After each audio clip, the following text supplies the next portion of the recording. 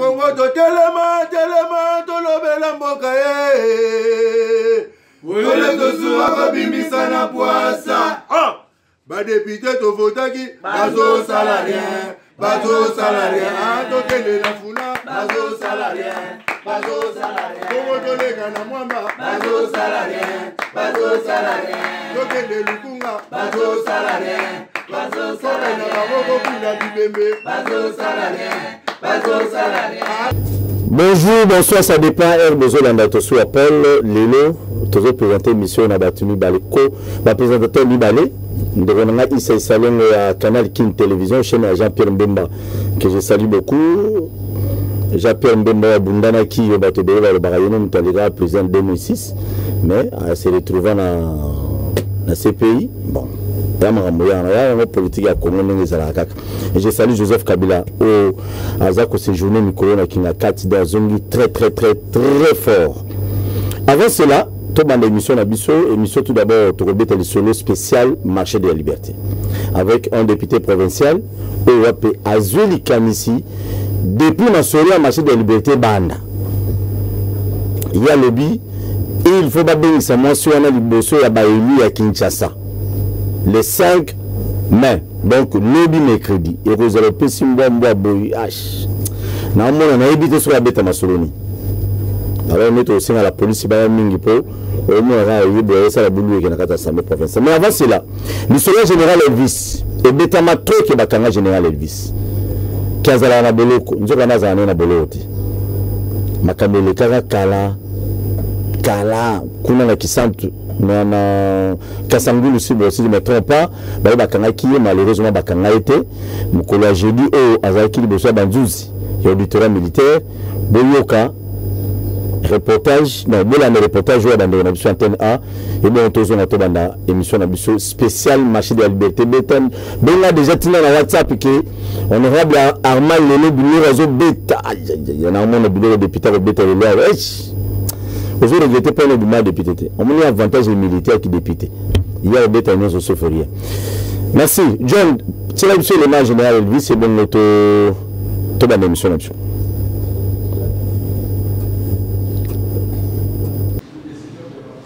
Cette audience de la Chambre de la Haute Cour militaire, présidée par le général de brigade, magistrat Camille Massungi Mouna, est la première. Il s'agit d'une affaire en introduction, inscrite sur le registre pénal numéro 018/21, mettant en cause l'auditeur général, ministère public près la Haute Cour militaire et partie civile constituée de M. Louis Ndula contre le commissaire divisionnaire adjoint Palanga Nawej Elvis.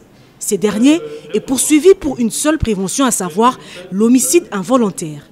L'audience de ce jeudi, 29 avril 2021, a été consacrée essentiellement à l'identification du prévenu. On retiendra de ces commissaires divisionnaires adjoints qu'il est licencié en criminologie de l'Université chrétienne internationale de Kinshasa. Avant son arrestation, il a été commandant de l'unité Légion nationale d'intervention. Les prévenus, Elvis Palanga, avait incorporé la police nationale congolaise comme volontaire le 11 novembre 1986 à l'époque de la garde civile, a-t-il soutenu devant la haute cour militaire. Le conseil de ses avocats de la défense, par les billets de maître Étienne Lombela, a sollicité et obtenu de la haute juridiction militaire une remise, non pas au mois, mais à 2 semaines. Question de bien compulser le dossier au niveau du greffe. Ceci après l'avis de la partie civile et du ministère public sur la dite demande. Il s'est tourné à sa ménage général Elvis à tous dans la prison. Non. Par rapport à le général Elvis à sa boloko, la kangaï, Azuli a fungulé, a remplacé le général et on a musée, on a des affaires. Donc, merci la bande de connaissances sur le Bisso, partout dans tous les 4 coins du monde, les États-Unis, Grande-Bretagne, la France, le Canada, na Kenya peut-être pas. Non, les États-Unis, le Barato, qui t'a malé, mais t'es bandit na mobilité, na loja, Kasonolunda.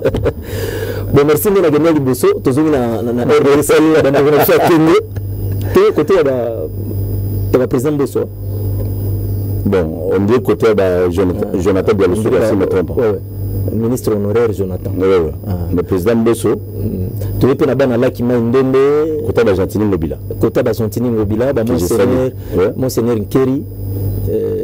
cardinal Monsengo tous on peut bande quoi Kasai mais bien nous sommes là parce que la télé c'est le temps tu peux si bien mbote mingi na zone na dossier ebisinga ya général Elvis on a passé na mbote mingi au moment na Kinshasa photo lukakato ba information en profondeur nous avons un problème na ville province à Kinshasa pas na RDC mais na ville province à Kinshasa polémique kasi bino ndo batwa na système on a polémique bino biso bana bino ndo kasi isa non biso bana kasi ndo bino ndo bwana na to soit Paul et là on a yana na Congo comme innovation ezali bulweki sur bino vous allez rater na nzela ya te mutuna mutaza na parcours na parcours na to soit Paul yuza to za na simoko na bota bana en désordre te sur yuzo bana bon bana Kinshasa bino bolangi donc yaza pour tosu Paul n'avait pas tosu Paul il faut me comprendre que c'est là dans le même plateau ambiance à la grande on appelle la dossier à colonel Elvis de général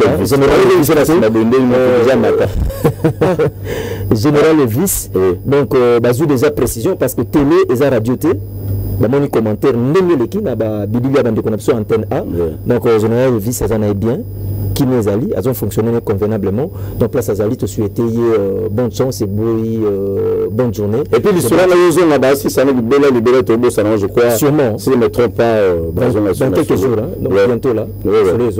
Donc très bien, merci beaucoup. On a bien sur les zones à Nabiso, mais on a félicité général Elvis à 4 bilans. Sous un généreux, bana bilanga na Kisasa. Elvis a osé Liboso. Il y a le beau quand la terre, bituma est à la 4 mbongo na Isa bilanga. Et tu as bien journaliste. Ma belle constaté hein. Ma belle constaté. Tu ma belle constaté. La journaliste pour 4 bilans. La solo. Benoît Adam Azabien.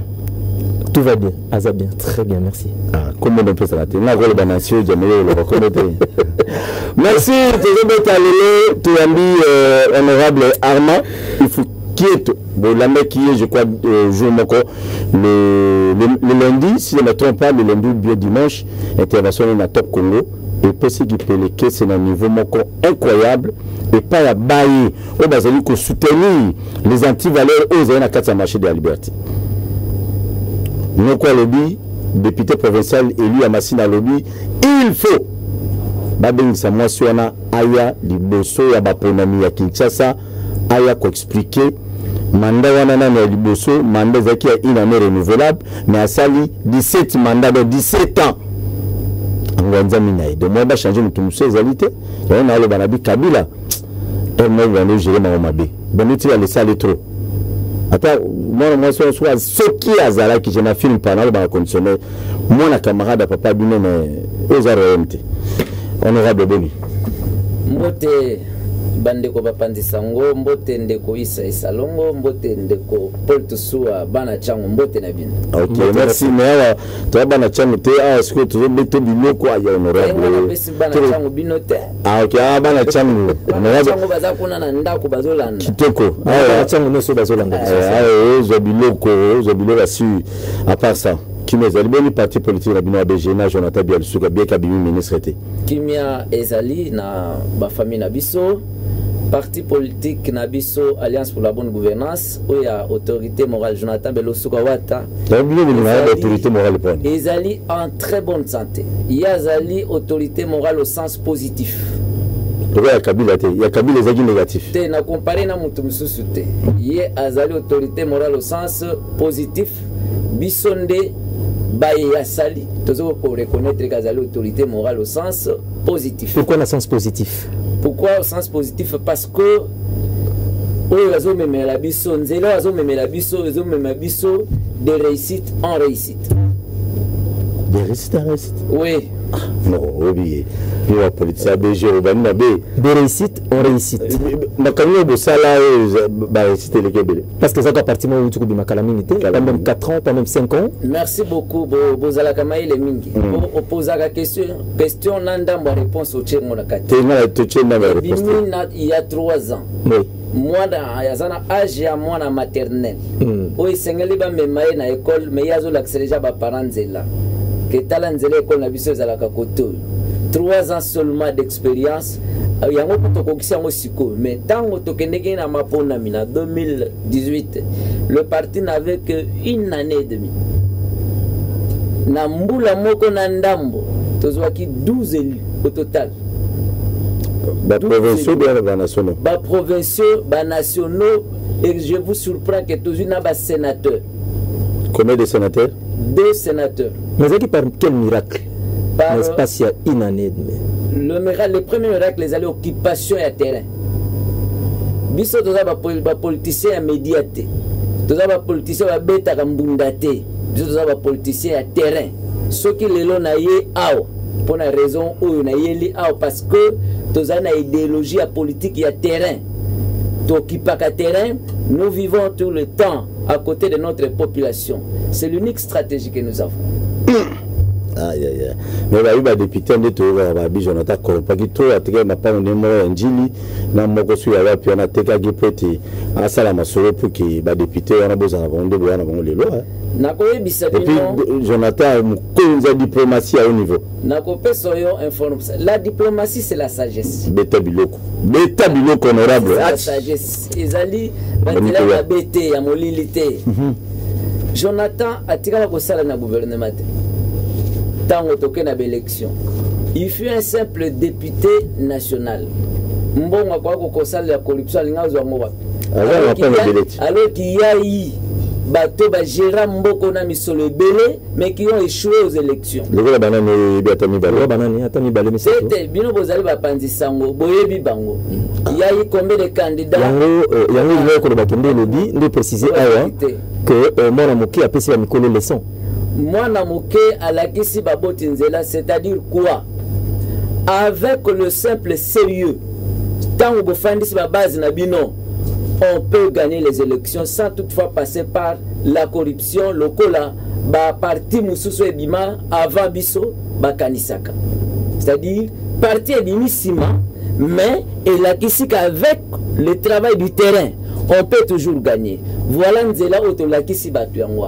Parti ebimi olobi elakisi ba mikolo nzela mais kobo sanate mwana moke ba mikolo ba mia na mapeka azola ksa mikolo ngomba yango wana na mokolo sa koma na ngomba wana parce que 3 ans déjà on ne sait pas dans 10 ans a besoin d'un résultat. Na ko rejeter hypothèse wana pourquoi? Parce que en politique na kati ya politique bato ebele a umene na politique il se croit avoir une expérience mais au point où l'expérience peut à ma bezalaka.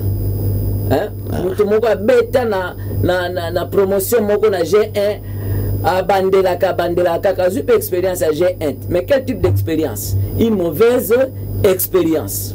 Donc ba mikolo nyonso tout bazalaka ba mikolo ya ba memaka nzela elonga te ba mikolo pe ba échouaka bazalaka.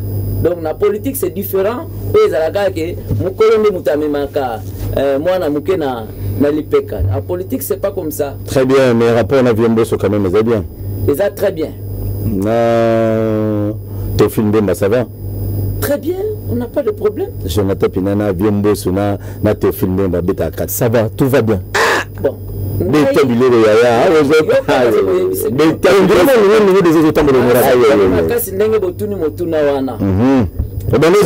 politique est un domaine à rankinité. Politique. Oui, mais tant que vous êtes bien, c'est-à-dire que vous allez bien, mais moi je vous dis que vous allez bien. La politique, c'est un jeu collectif.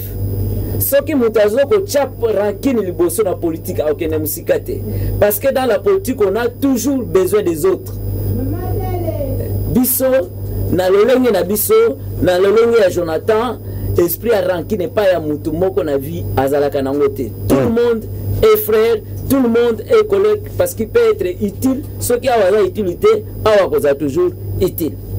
Très bien, merci beaucoup honorable Armand. Je tiens à rappeler na bayozo la nabiso qui non lelo. On est au béton masolo ABG on est à très DG. Tout préparé moralement psychologiquement. Bon, on a biloko quoi marché de la liberté. Honorable Armand, aux amis moko ya bana ya masina, bien que na masina ngo komi moi ba conflit ya lobi na bota na masina o ya lobi na yako ya lobi yo wana ko de talibisoté. Le camp marché de la liberté au sali question orale avec débat où ils allaient déjà na plénière ya mercredi le 5 mai. Et nous connaissons tous ces temps, aujourd'hui temps, il y a que ça là, mais tant le Asbel Grand Massina Batelemi, honorable Armand, oyo récupérer dossier il faut accompagner Grand Massina. Nous le bon ami na kati ya question avec débat. Il y a dossier marché de la liberté. Merci beaucoup pour na motuna oyo ndeko. Otuni sekini ne bemba na kati bandaka la oyo. Ezala quitté. J'aurais souhaité que Cordon Gento on a pesi bambote belé Cordon le Grand Massina soki azalaki, j'allais le prendre pour témoin. Le premier jour oyo bandeko bayaki komonanga pona likambu ya kosala pétition wana na ebisaka bango n'encourager bino pe na remercier bino.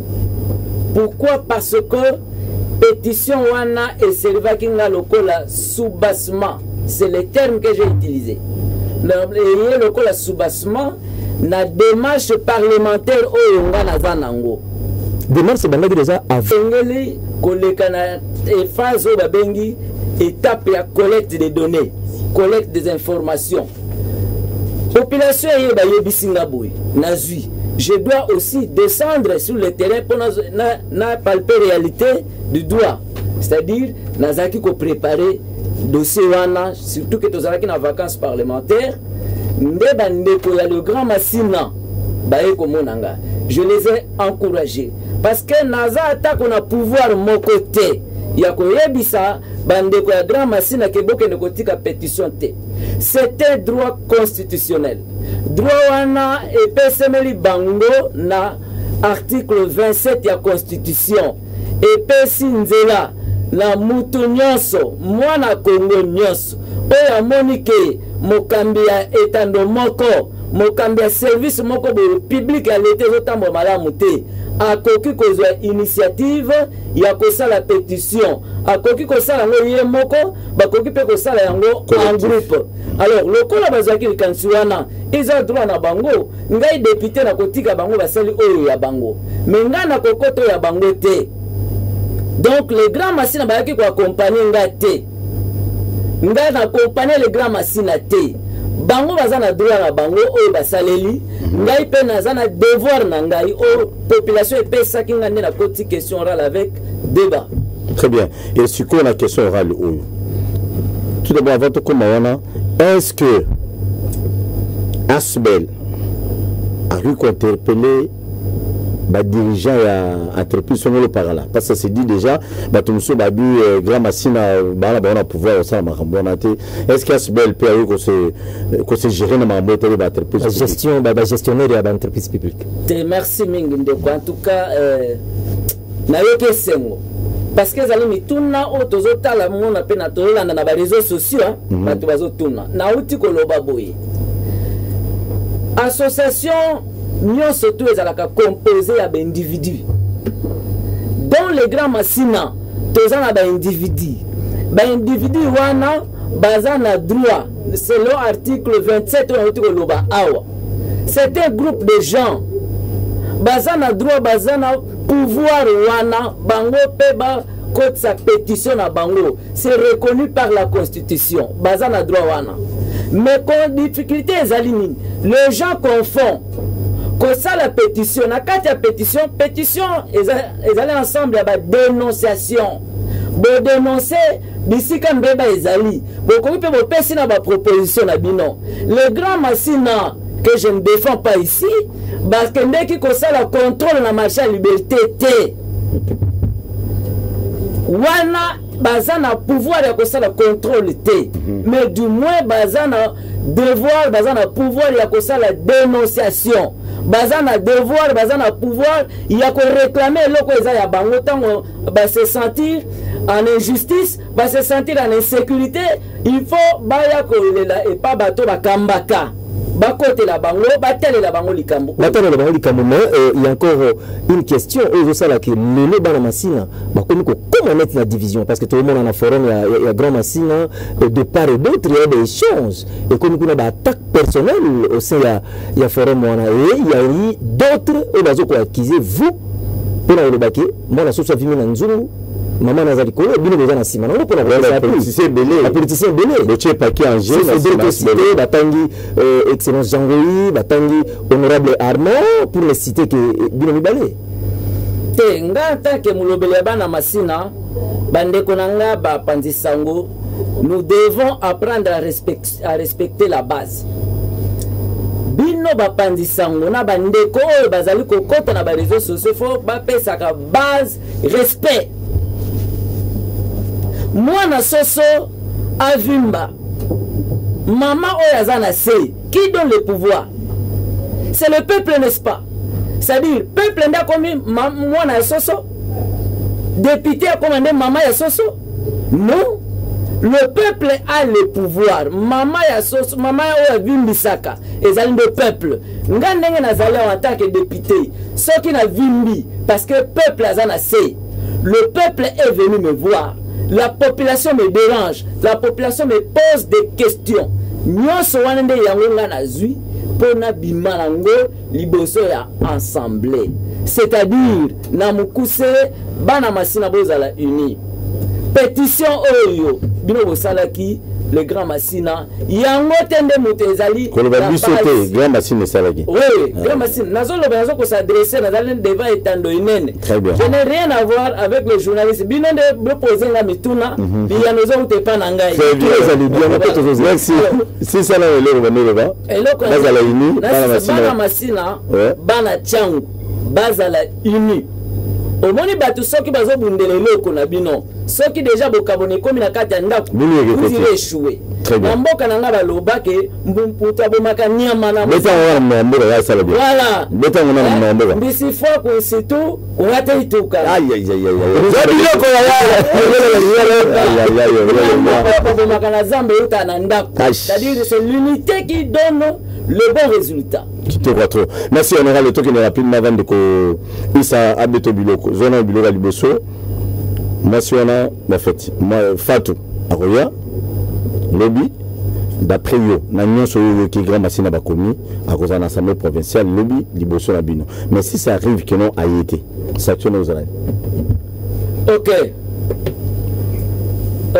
Parce que le gouvernement marché de la liberté nous semblerait à la gérer na fondation musée Laura Désiré Kabila ndento yo kaka so za solo to le kota ne sait même pas oyo boyo kaka wana to chango na pembeni beta biloko nga na moni chargé ya marché de la liberté azali responsable un grand responsable à qui je dois beaucoup de respect tango ba pesa ye responsabilité ya kokamba service public oyo marché de la liberté ayebaka keza mukumba munene bapesi musala nini basalaka sans contrôle député aza wana pona koboma te député aza na minduki te député aza na bambeli atiaka mutu te député azalaka na bamoyen na ye ya mike pona kosala contrôle bamoyen yango ezali nini ezali la question orale avec débat ezali motion ezali interpellation ezali ba moyen nga député nazo salela po nazwa information par rapport ya ba préoccupation ya base ndeko azui question wana akoya comme un bon responsable. C'est un exercice démocratique. Mais vous allez accompagner la ministre et la tutelle, je crois. Non. Question orale adressée à Kango et pas à Moutoumoko. Responsable des services publics conformément il y a règlement intérieur et assemblée provinciale.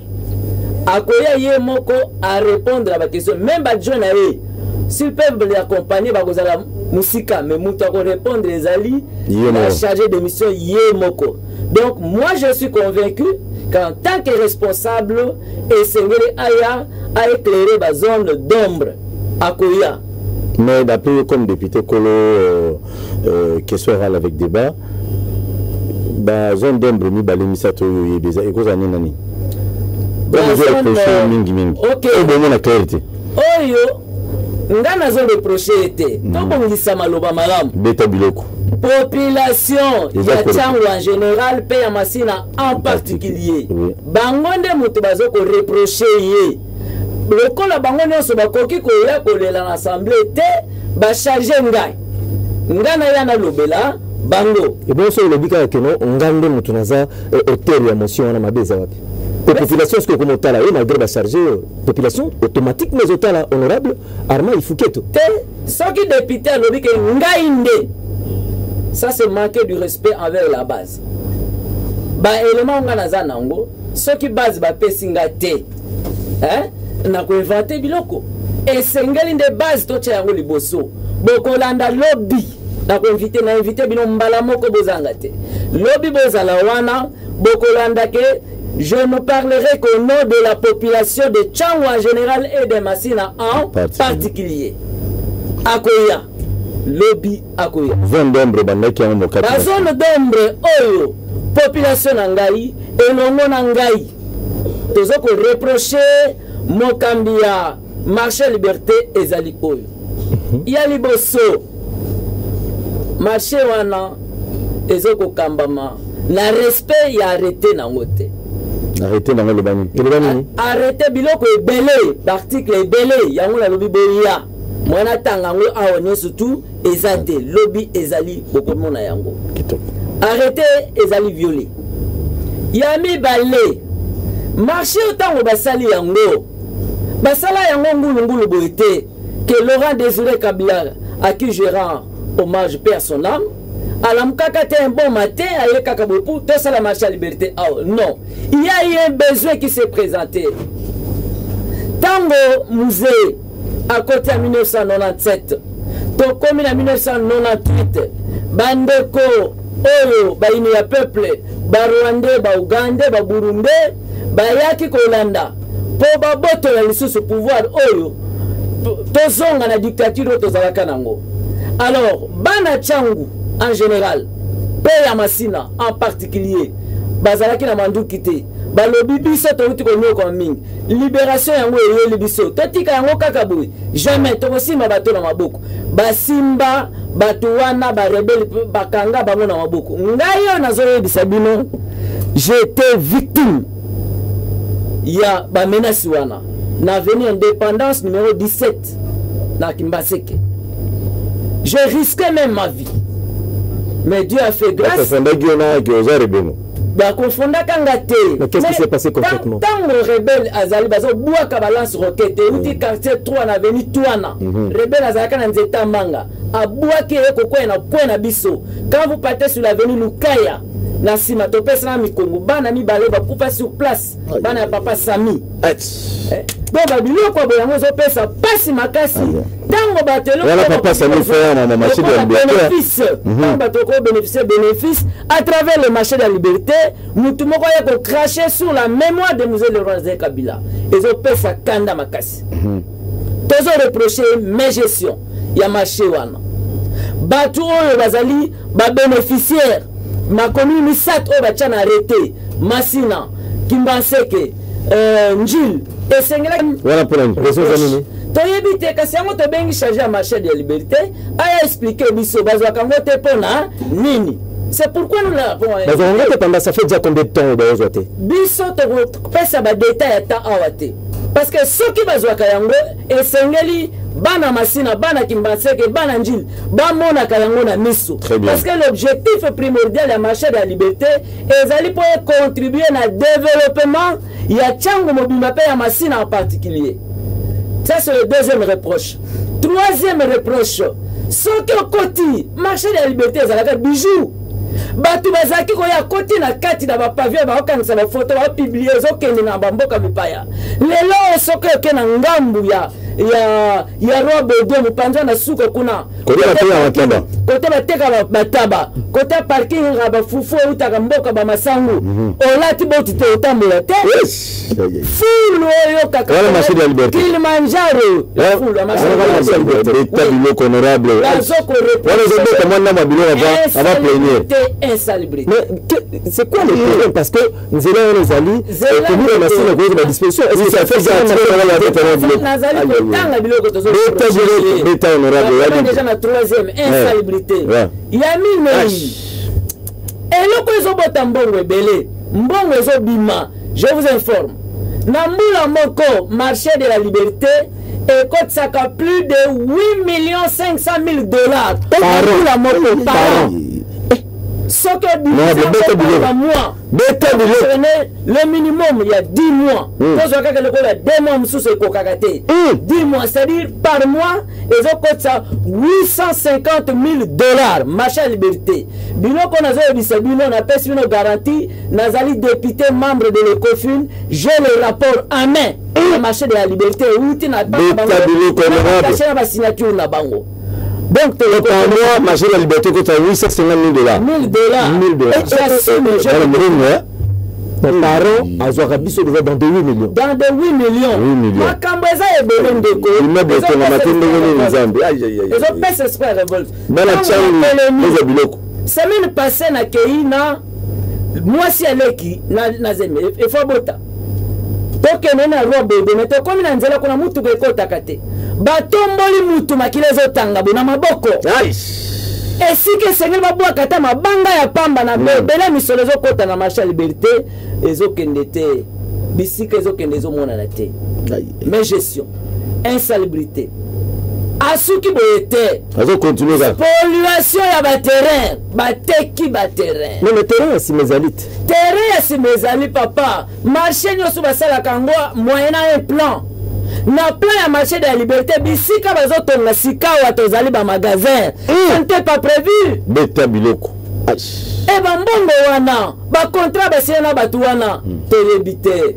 Ezokende web. Et ça la source sous que ba contrat zoko salama bazoto na ngona ba contrat comme salama de l'onde tozo na bande kona biso ba expatrié ba chinois la zoya de 5 ans il y a rien dans des contrat za mabete. Mais lorsque le contrat n'est pas au bénéfice de la population, tu n'as pas nini. Les sans effet. Mais la population va bénéficier de l'autre côté. Yozo bakisaka kaka ba contrat, il y a liboso zo côté de l'autre côté. Nazozonga toujours na ba griller faut toujours reprocher. Beta bilo rozali. Mais loko ezobota mbongo ebele. Pavillon 11 et Pelimoto. Pavillon wana soko keti lelo oyo. Lobby le 5 tokoloba na kambango batu mususu bokoya. Boleke la bokota bota la pavillon 11.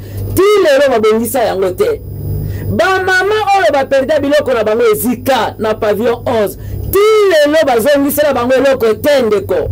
Alors que bafutaka mbongo na bango pona dépôt yo soko zo sala activité commerciale au sala dépôt na bato ya ko bomba biloko na agence biloko eziki o futa te l'automo pour le lo a toza makambo à l'état et faut tonganzama c'est-à-dire le peuple n'a pas un pouvoir te tozo reprocher les kambo ya basinistre wana bazonga na badroit na bango bande ko ebele bazo sala marché à liberté. La carte ya bagrier photos otanga. Basali wana lelo bazana combien de mois impayés? Babisino. Plus même. Impayé. Bande comme susu babenga na bango na marché liberté lokola bambua. Bato bakanga ba rebelle oyo basala ke musale sala manisika wana. Mais bato mususu ba yibaka kwanga le sabana. Babenga na lokola mbua. Ils sont partis avec 43 mois de paiement.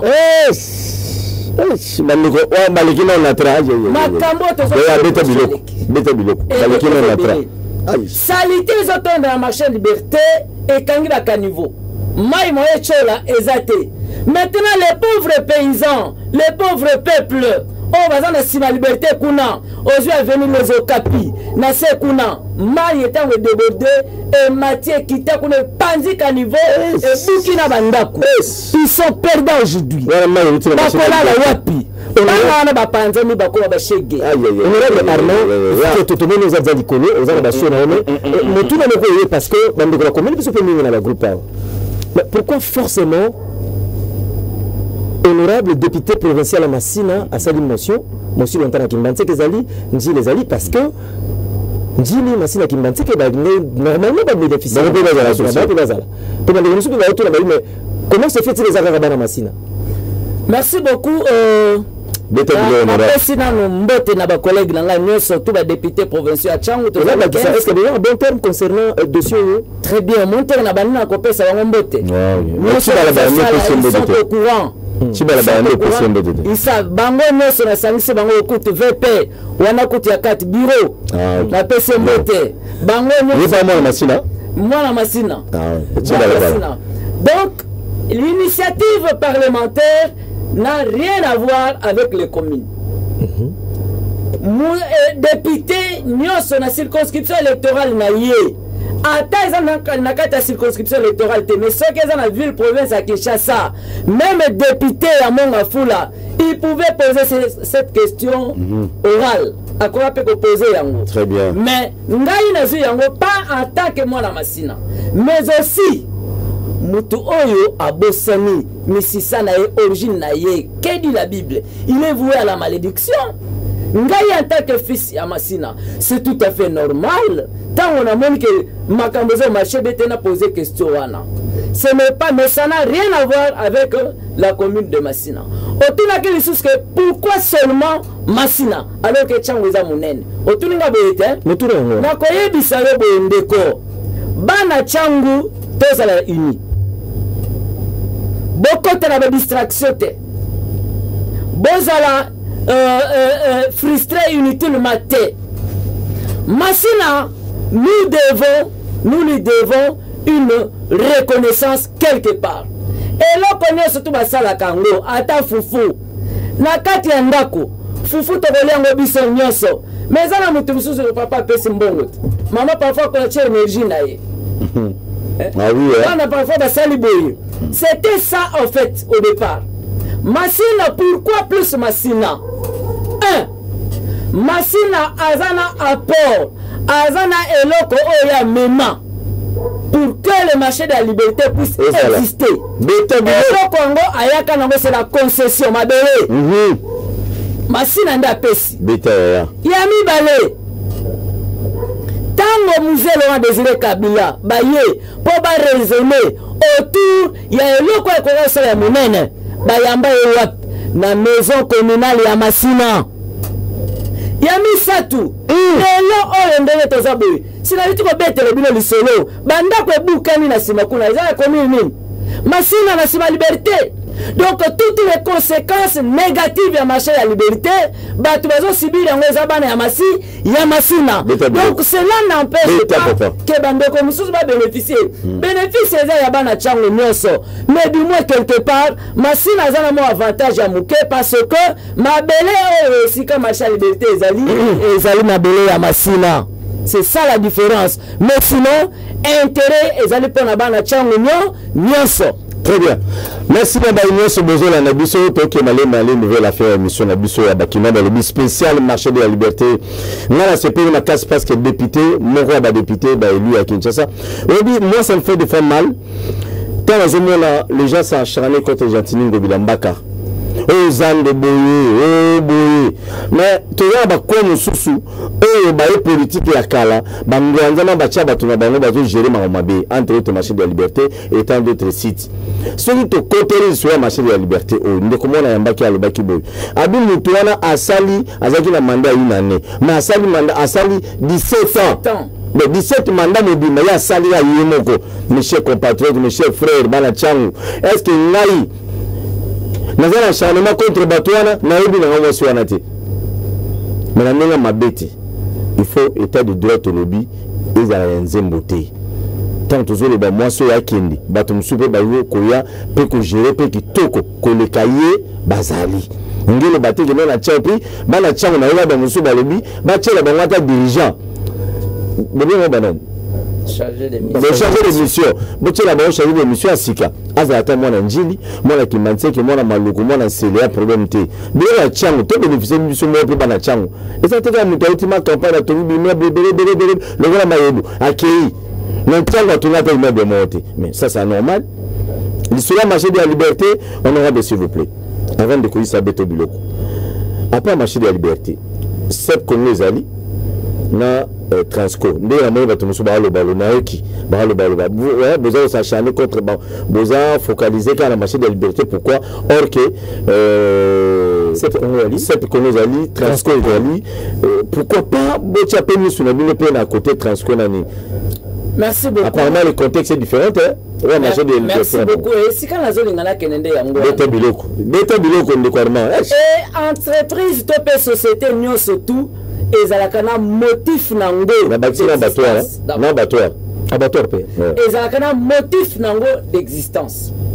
On ne peut pas créer une société ou une entreprise sans motif. Mais marché de la liberté ezalaki créé na contexte nini Sep Congo ezalaki créé na contexte nini Transco et na contexte nini et puis chaque société ezalaka na statut nango ba statut ezalaka kokesana oyo ezali marché de la liberté ezali marché huile mais Sep Congo eza hôtel de ville te Transco lolenge yango ekomeli wana biso toza ndenge toza boye ata na arrêté moko eza te bitango baza kosiége mpo basala mpo bacréer siège ya Transco kuna na Sifolco ti lelo oyo baclose ebetama na kati kuna biso oyebi yango te mais eloko na koyebisa kaka bandeko on ne peut pas suivre plusieurs lièvres à la fois. Très bien. Et loko toyebeli toza na ba précision o toyebi na oyo ekotaka o tozomona na miso ezali na le marché de la liberté. Le reste tokosala pe ba recherche si nous retrouvons que toza pena ba droit de biso c'est to réclamer na katukuna nous devons le faire. État de droit c'est là ben touchable les alakate ba société intouchable les alaka te. Donc toko comme pena sep toko comme pena Transco au cas où tout le monde qui est en droit na biso la zone marché nango. Honorable Arnaud, mais tout le monde est quand même très capital. Tout le monde selon la source d'information, il y a une précision parce que vous avez vraiment la bouche autorisée, toutes les occasions que vous avez la rétrocession au marché à liberté. Kimbanse Kazoraté, Njila Zoraté, Massina non plus. Est-ce que la ville à Kinshasa? La ville à Kinshasa. Est-ce que la ville à Kinshasa pourtant, il y a un lobby Zoraté. Est-ce que la ville à Kinshasa pas Zoaka? Merci. Nakoye Bisabino, pas seulement en tant que simple député, mais aussi en tant que député membre de l'ECOFIN. N'a participé chaque année na élaboration budget. Ba marché ezalaka na budget mo budget annexe. D'accord. Je vous informe que ba marché nous bomoni awa ba marché urbain et côté sakalo côté na hôtel de ville. À moins que ma bombe ait information, mais on n'a pas ce rapport. Beta Biloko honorable. On regarde la révélation. Hein? Je crois qu'il n'a répondu. Même les grands marchés, eux, tout ça la descente, tant que ma camaison de kuna, délégation et qu'il y a des députés, Nazalaga Nakati. L'hôtel de ville ne bénéficie de plus rien. Alors que nous construisons avec le Komoko. J'entraîne le village ça de l'autre côté. Gouverneur a ça de l'autre côté. Mais le gouverneur ne doit pas être un magicien. Pour abandonner le sang de Mbongo. Mbongo de Outara, recette Outara, marché, Outara par-ci par-là. Mbongo on attend aux oeufs. Yango va ça la misala. Mais tant que va marcher, c'est tout. Tilelo, ezali assujetti. Bafandela yango. Bato bafanda pendant plus de 12 ans. Bazaka kawana tilelo. Pendant que vu les ans à poser misolo pour basa misala. Et le pozo monanate. Donc, na mukuse na koye bisayo que marché de la liberté. Ezala na hôtel de ville. Ezala na commune à Massina. Donc, bref, toutes les trois communes, rétrocession nango, bazouaka yango te. Alors, après, les autres ont des siko, mais ils ont un document beaucoup. Ils ont un mingi. Marché liberté, normalement, il faut avoir une femme à dirigeant. Bandana no mutuna ndeko. Na tuni wana lebi ayo après les autres peut-être gestionnaire à marché liberté. Ceux qui peut aller au lelo, ceux qui arrivent que démarche sont reçues, mais moto remplacer zakaka moi si. Non non. Na kati arrêté portant création organisation et fonctionnement marché de la liberté. Et ça a même arrêté portant nomination. Il y a chargé de mission marché de la liberté. Et ça un article mon côté comment que nous avons géré phase à la moisi. Ça n'existe pas. D'ailleurs, comment nous kunate la nomination bat. Biso tozali na phase ngai député na phase ya contrôle parlementaire. Beta Biloko. Les villes et la rétrocession na kati ya ba commune et Kendagate. Ne bisika ou la population est singulière sur les trouvailles. Ne fût qu'à travers la rétrocession ils allaient pour na ba commune. Tant ils ont quota. Ne bourgmestre la koyeba. Bisika kuna fulu ils allaient tika toke no bongisa. Moi banzela mike ah ma ils ont tellement. À cause de ma banga ya pamba ke ko boaka. Mais quand ça ne vient pas, la population se retrouver ndengeni. Merci. Importance, il y a marché de la liberté jusqu'à aujourd'hui. population bazo sentir yango te. Merci. Honorable Portolia, ministre de M. Pinde qui m'a cassé. Moi, le Noba, message, je fais ça une fois de plus. Aux opés, ça n'a pas de cognos, au Yanji, Kimbansek, Massina. Message, nous opés, ça bango, par rapport à l'histoire de la machine de la liberté.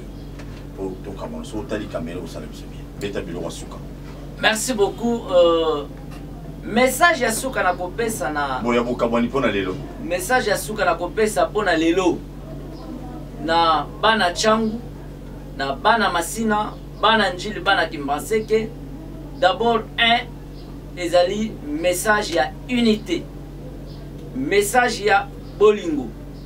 Boyeba ke eloko oyo to bengi marché de la liberté ezali kadote. Ndenge bande kopso bazo bengango. Ezali mérite. Oyo bana Changu ba méritaka po ya bitumba to kundaka. Lelo oyo biso tozalaki bana mike me ba héritier bakoli. Tango tokoli bande komususu bakambi 17 ans c'est trop. Tolinga pe alternance et salema. Yango to lobby tozala uni. Lobby ezali mercredi le 5. Ngai molobel na bino et si na kotsa ki question orale. To bengisa ki bakambi ya marché baya ba se justifier pourquoi bazo kokisa ba grief auto reprocher bangote. Donc tozala uni. Oya kozala disponible lobby aller à l'Assemblée provinciale à Kinshasa pour assister bisika makamuna biso ekolobama. Merci beaucoup, honorable Ndekonangaï Issa Salon et Canal King. Je te dis un grand merci. Merci pour une émission. Merci. Mais avant de nous merci à nous. Les journalistes, on a bien Massina, Netozoyo, Karabi, les journalistes, il y a Banani, il y a Massina. Bana Massina, les journalistes, on va côté là, Madame Wana Fatou, on va défenseur naïe. On dit bazar, qu'est-ce que tu peux dire? Parce que guerre oyo, ils ont pour comment on peut pas gagner, mais il y a un terrain à cause national et à Batunios. Qu'est-ce que tu peux leur dire? D'abord, la Tondi Botondi, Mécopole, au Moni, nous sommes journalistes, nous les très bien, même dans la commune Tovandi, même dans la milieu Tovandi, mais nous travaillons pour l'intérêt de la République démocratique du Congo. Pour que tout qui est de l'avant. Mais là on a encore le bakaka. Au moni tous à la rana bas sentimenté. Tant au sala musala. Pour tout ébani bien. Pour tout ébani très bien. Moni na masina on a tout ébi. Tu ébani kikimi. Tu ébani qui paie à son âme vieux boloa. Tu ébani ba vieux basali musala le lengue longo bani. Tous à la bas sentimenté. Ok quelque part moi le komongo yébu moi le komongo sali bou non. Au changer position non. Tous à bas journalistes nous devons être objectifs. Tous à la musala ndenge et longo bani. Tout ça, nous sommes ndenge et longobani. En plus, nous sommes dans le groupe de Grand Massina. Vraiment. Vous avez un groupe pour nous? Vraiment, Grand Massina. Donc, vraiment, exact. Mais il faut que Mike Mkeba, il n'est pas soumis comme la machine de LB. Donc, sûrement, Moutajirango, vous avez un coordonnateur de Grand Massina. Il n'y a pas de problème. Donc, l'objet, c'est à appuyer honorable Makas. Non, sans faute, il n'y a pas de souci. Donc, on enseigne vraiment. Tous à la vision sur une île honorable tous à la peine objectif et puis et ça cadre mon groupe on est ça pour un cadre mon réflexion pour l'épanouissement et puis développement à Massina donc il faut éviter l'attaque personnelle ce n'est pas vraiment du tout bien donc travaillons nos objectifs tous en anglais pour la likamiti oyo et comme un développement pour la Massina vous savez porte soit pour la cité Chango ba bakomo zonka lokole lokomo so na bina banda kolanda to kendeti na suka porte sur azali ya mwana chango ozui Chirika Mbundi mwana chango ozui mputu trésor za mwana chango le président Mobutu avant d'ailleurs pinda ko la bosila yo nansele nana yebi yango le président Jean-Pierre Bemba avant d'ailleurs pinda ko na parcelle des ana maluku président Kabila auto moteur ngakati c'est où to ça va mais to ça quand même to ça va battre tout réfléchir, tout bouler vrai, tout à la peine d'engager une grosse salle. Chango c'est une force. Papa oui m'a conduit. Chango. Parce que les bosses pour. Joski Chango. Aïe. Mais pas cimetière on est sur ça. Il y a bêta biloko. Donc autant on va combat battre ministre de la communication autant aux arabes. On a Chango tiens. Bon surtout bon temps. Qui monte à vous dans nos bois des Chango mais à mon Chango. Mais le peuple député sous ba kota wana bazana ba to kota ngapena combat profondeur te mais yo linga to tanga na go to kota. Baza bayaka na Chango. on a qui m'a dit que au bout quand c'est la somme Bila Bela par exemple on a changu donc tout ça la fier bien que Bila Bela zata qui kuku na changu te merci.